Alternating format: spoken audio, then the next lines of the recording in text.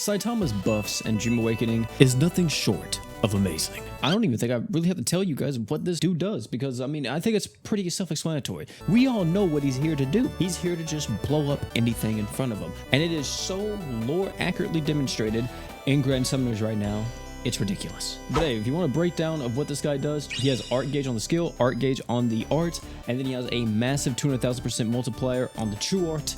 He's got a few passives that are pretty freaking good, mainly the Giant Boss Killer and also his Dream Awakening passive, which gives him 100% more damage to any of the races you see here, depending on which one you pick. The first thing that we took Saitama against was the Chapter 21 boss fight, and I was very curious to see if Saitama could just go through all of his HP instantaneously, because there is that bug in the game where if you deal enough damage, and I think you have to have a multi-hit attack to really do this, but if you deal enough damage, you'll just instantly burst through everything, the boss will die. Well, Saitama was able to not only just instantly burst through it, we actually did die right here, as you see, because this man dealt so much damage. He went through the first HP bar all the way to the second HP threshold, and as you see again, once Saitama does it, because we did use a revive just because why not, Saitama killed just like that, because we wanted to see the damage here. We're not trying to just get 100% clear. We want to see the DPS. And what type of DPS are we looking at, ladies and gentlemen? What do you think? What do you think from Saitama? 10 million? 15? 20?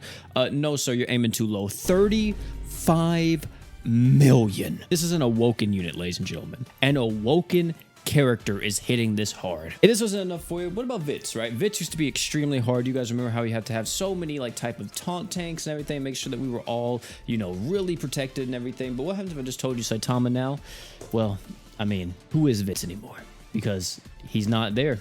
He's gone. Saitama can just instantly nuke Vits like it's nothing. Now, I'm pretty sure there's another character in the game that can probably do this too, but still, this is ridiculous to see. This guy's a luck unit. You can literally use him to farm stuff, and let me just tell you, most of the stuff they're going to be farming in the game is not going to be able to survive this type of damage. The next thing we went up against is Geozagnus Ultra Relic fight. This guy is a little bit difficult. Not really. You just pretty much have to poison or blind him or do something, and that's exactly what we did here, and Saitama also just went off like usual, and he didn't instantly kill. He kind of needs some help from everybody else because this guy does have a lot of damage resist if you don't have multiple stats elements on him, but we still got through it all and it worked out really well. Also, the team right here is insane for Saitama. Like, look, 27 million from Saitama. If it wasn't already apparent enough, the man's just a nuke god, right? So we took him up against Uldius, but specifically this is the Ultra Relic Uldius.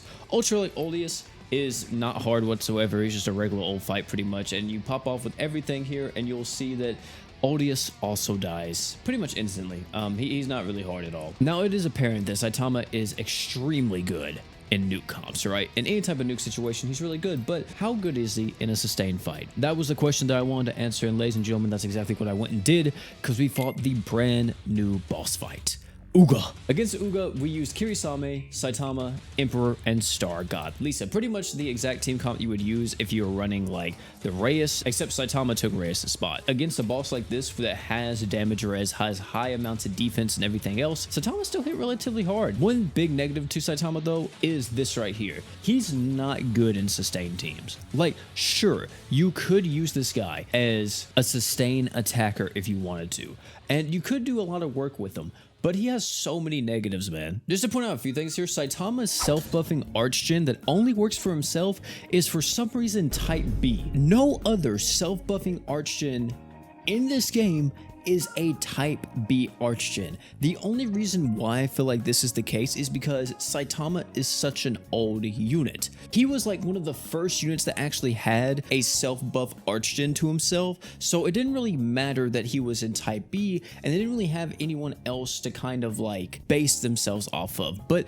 going on in the future, whenever more and more self-stacking Archgeners came out, like Goblin Slayer, Chobei, ReZero Rim, all of these got their own unique Archgen type where their self-buffing Archgen wouldn't conflict with any other Archgen type in the game. And the fact that Saitama didn't get this treatment or didn't get reworked in this department is really weird, and it's just, why is this such an oversight from the dev team? Because this should have been changed. It really should have. This is one of the biggest negatives to him, and one of the reasons why Saitama is so one-dimensional. He's not offering anything to the team, really. Only thing he's bringing to the table is damage, and if you don't need damage, then why use Saitama in a sustained fight? And this right here is the root cause of all of Saitama's other problems. It all stems from just this.